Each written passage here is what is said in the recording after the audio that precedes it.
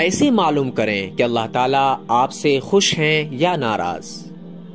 حضرت موسیٰ علیہ السلام نے اللہ تعالیٰ سے پوچھا، اے اللہ تیری رضا کس میں ہے؟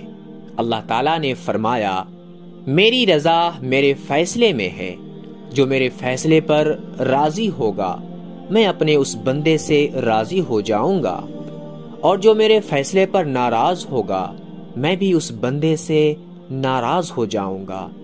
دیکھیں کہ ہم اپنے رب کی تقسیم اور فیصلے پر راضی ہیں یا شکوہ کرتے ہیں۔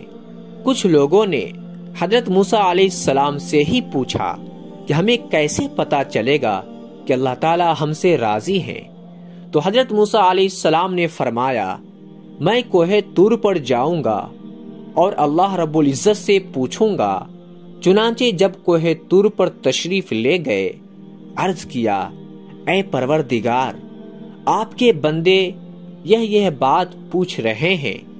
تو رب کریم نے فرمایا، میرے بندے سے جا کر کہہ دو کہ وہ اپنے دل میں جھانک کر دیکھیں، اگر میرے بندے اپنے دلوں میں مجھ سے خوش ہیں تو میں اپنے بندوں سے خوش ہوں، اور اگر وہ مجھ سے ناراض ہیں تو میں بھی اپنے بندوں سے ناراض ہوں۔ اب ہر کوئی اپنے اپنے دل میں دیکھے کہ اس میں اللہ تعالیٰ کے شکوے ہیں یا اللہ تعالیٰ کی محبت ہے۔ ہمیں چاہیے کہ ہم اپنے رب العزت سے راضی رہیں۔ اسی لیے نبی اکرم صلی اللہ علیہ وسلم نے تعلیم فرمایا، رضیت باللہ ربا وبمحمد نبیا وبالاسلام دینا۔ یہ صبح و شام پڑھنا چاہیے۔